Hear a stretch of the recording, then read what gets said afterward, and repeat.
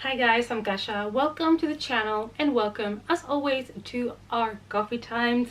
Today, again, I'm here to share with you my shame. I have more books for you to haul. Some are new, some are secondhand, and I have again a pile of around 40 books. Shame. Shame. I know, you're asking yourself, what have you done? You just posted a couple of book hauls not long ago. I don't know what's happening, but let's say my horror collection is growing. It's coffee time. So in this video we're going to be taking a look at all the books that I have been collecting since my last book haul. There is a couple here that are non-horror, but the big majority are, and I also have some vintage horror paperbacks to show you. If you're new here, you love horror books, and apparently people that like to hoard books, please consider subscribing to the channel before you leave, and also hit the notification bell so you don't miss any more coffee times. In order to start this book haul, I'm gonna start with 3 books that were sent to me as a present. The first one is Tender is the Flesh. This is a book by Agustina Bazterrica, and it was sent to me by a subscriber called Maggie. So Maggie, thank you so much for sending this one my way. It was on my wish list and I'm really excited to get to it since I've only heard really good things about it. We are in a dystopian world in which the flesh of the animals, due to a virus, the animal meat is poisonous for humans, and so apparently they have to start marketing human flesh. And so it's going to be a world in which people are going to be divided in society between predators and the prey. And I don't know, it just sounded interesting to me. It's an interesting concept, so I'm excited to check it out. The next 2 books were sent to me by my lovely subscriber Andreas, and the first one is a book that I am just dying to read. That is The Perfect Victim by David Sodergren. I loved The Forgotten Island so much that I do want to read everything by the author, and this is his brand new release. It just came out and I'm just so excited for this one because we are following a 16-year-old who is the daughter of somebody that works in Hollywood, and she is therefore the perfect target for a kidnapping. What will happen? I don't know, but I'm super excited, and like I said, I do want to read all the books by the author, so I really want to jump to this one as soon as possible, so probably it's gonna land on my August TBR. And the other book that Andreas sent me, it is dark horror fantasy. It is called Beneath a Bethel, a novella by April Jane Rowan, and it includes illustrations inside, and it looks so cute. And I feel a little bit like this was intended because in the book we have something related to teeth, and in his note Andreas mentioned that these books are to cheer me up because of my Invisalign and that it's something temporary, and I so appreciate all the love now that I am struggling with, you know, my Invisalign and stuff. So in this book we follow a society, a world in which when you are about to reach adulthood, they basically they pull out all of your teeth. Not looking forward to reading that part. And instead of those teeth, you get some porcelain magic teeth that are supposed to grant you like your wishes. So I don't know what to really expect from this book, but I am extremely intrigued. Now we are going to move on to the books that I purchased myself and the ones that I purchased brand new. First we have Creep Over Volume 3 and 5. Now the thing here is I ordered volume 2 to 5 from Book Depository, but they have had to split my order in 2, and the other 2 have not arrived yet, so I'm hoping that they will be here soon. Anyways, number 3 is called Ready for a Scare, and it is about a girl that spends her birthday at home, and she has kind of like a birthday webcam party with her friends, and they decide to play a game in which they summon a spirit. Probably not gonna go well.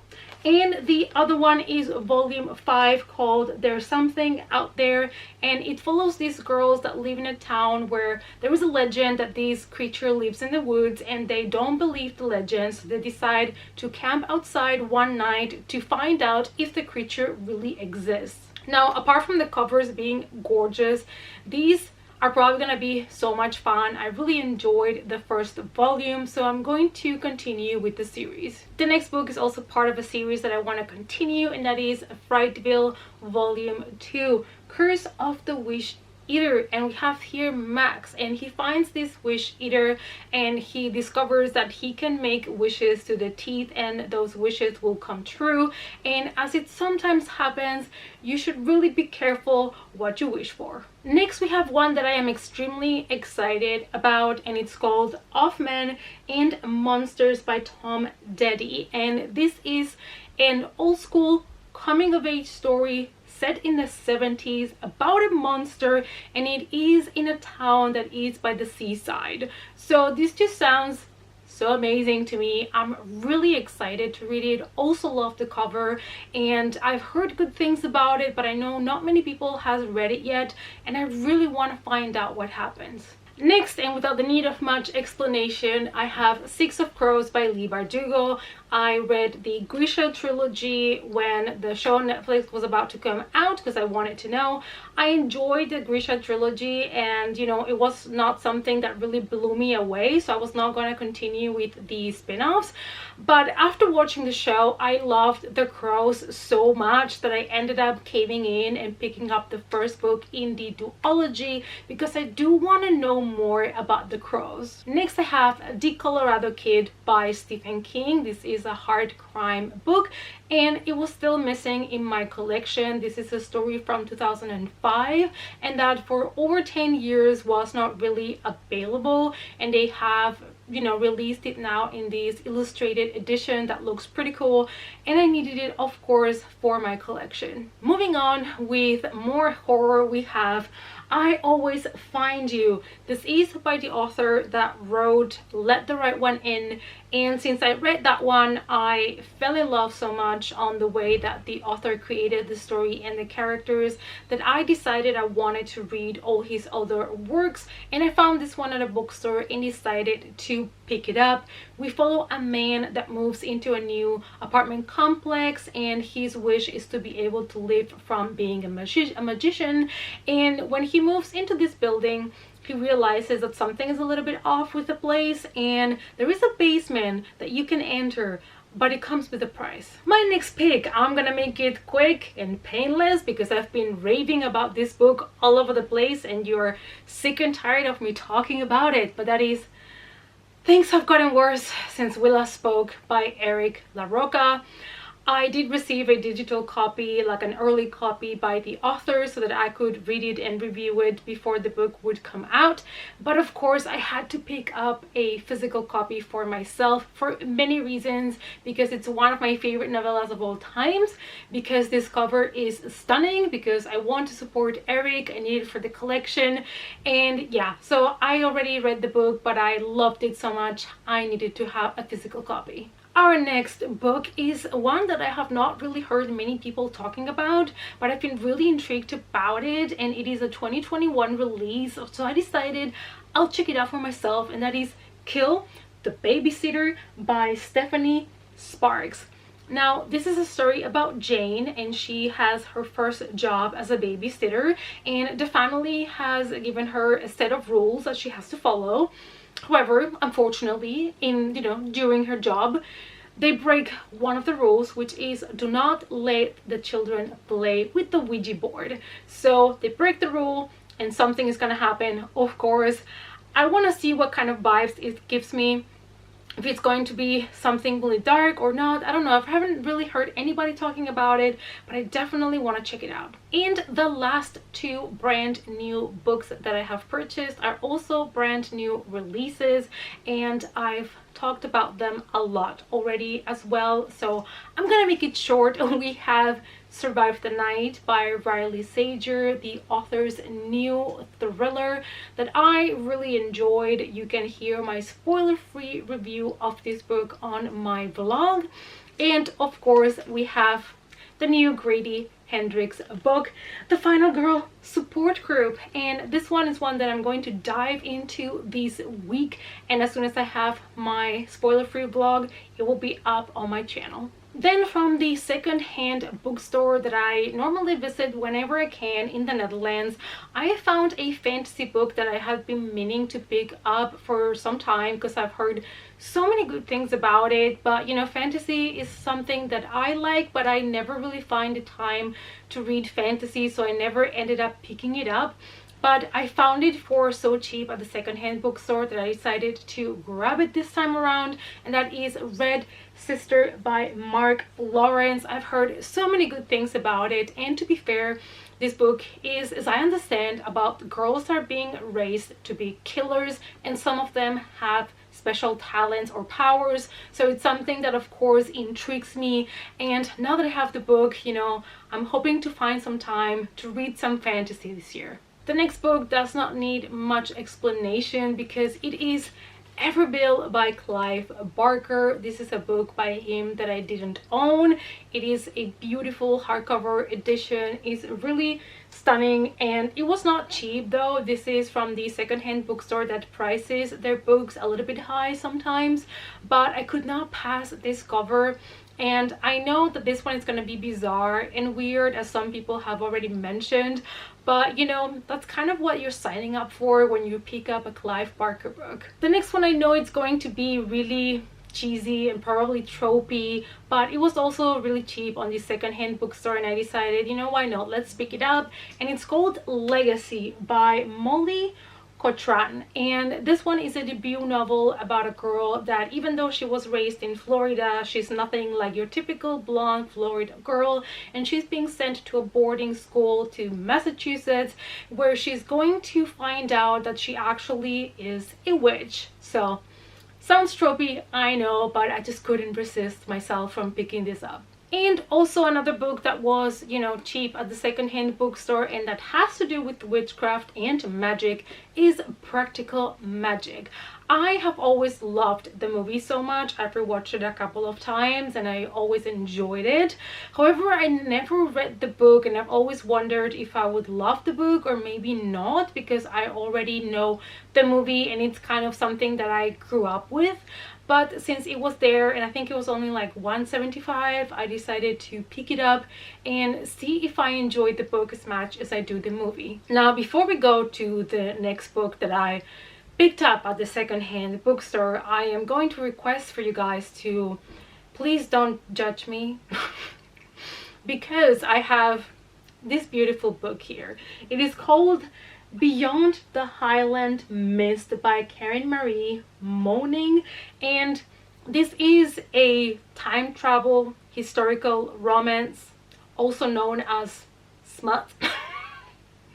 And this is book one in a series. Now, I normally would not pick up something like this up, but it was like $1.50 or something like that, and I was like, we might as well give it a try. I don't know, I never read things like this, but it kind of caught my attention, and being like related to time travel, it kind of reminded me a little bit to Outlander, to be fair. But I also have never read Outlander, so I'm kind of like intrigued about this.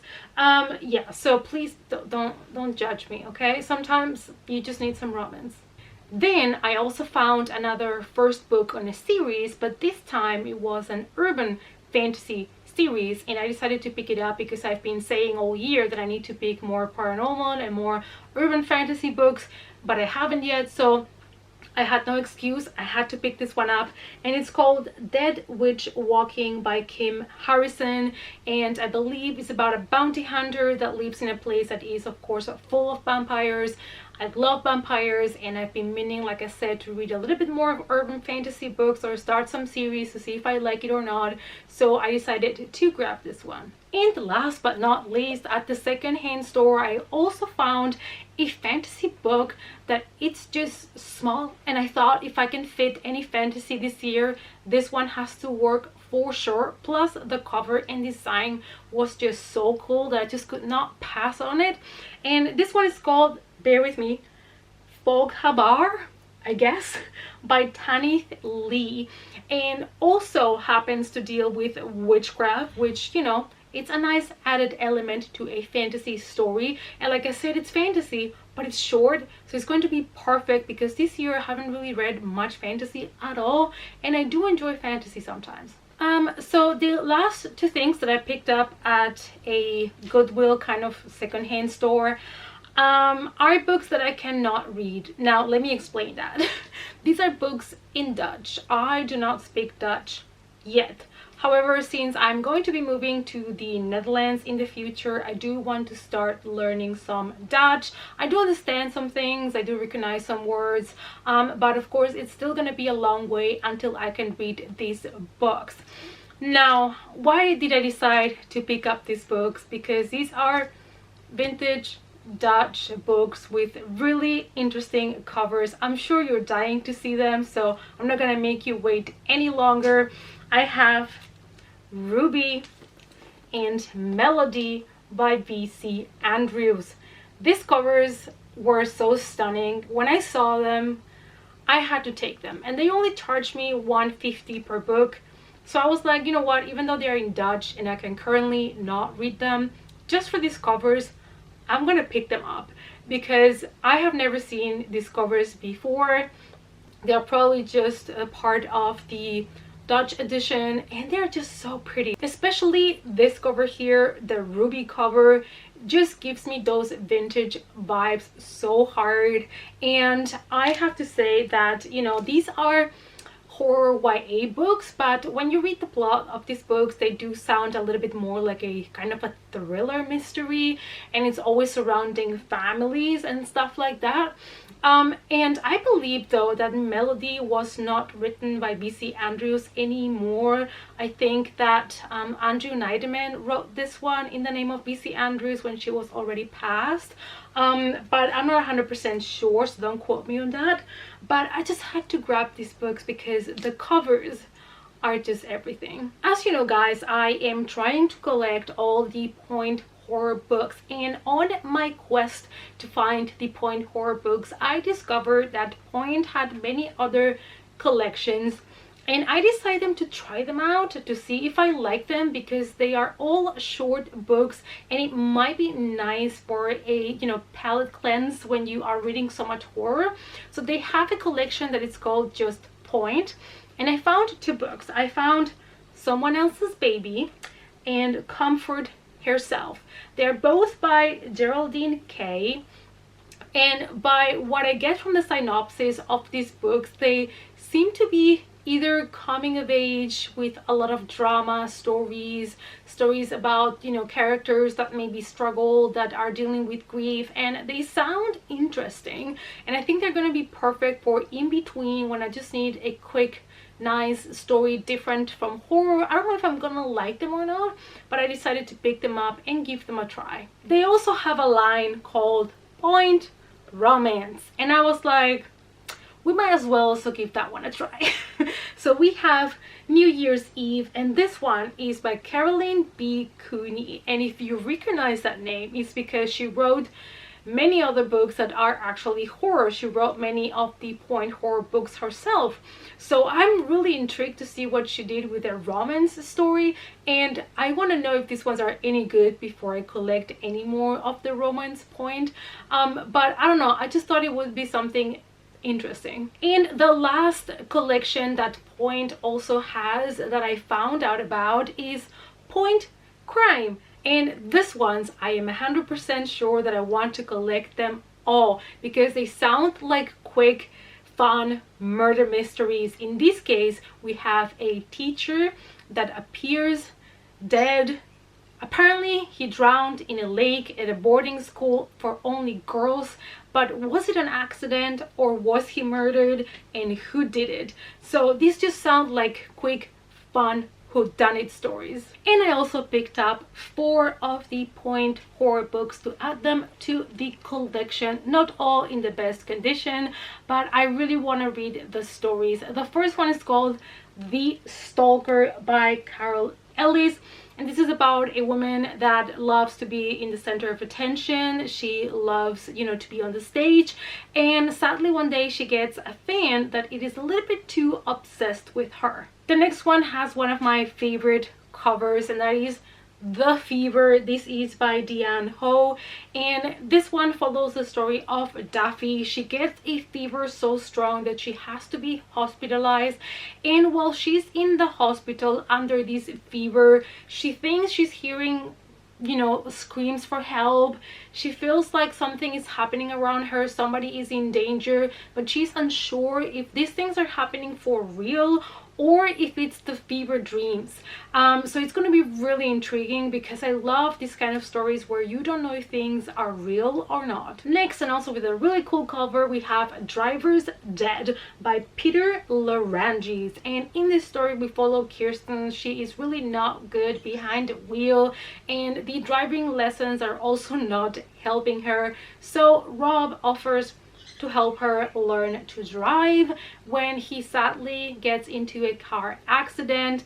And after that, apparently Kirsten is going to make really bad decisions that are going to put her in danger. And the last one from the Point Horror series books that I have to show you is The Boyfriend by R.L. Stine.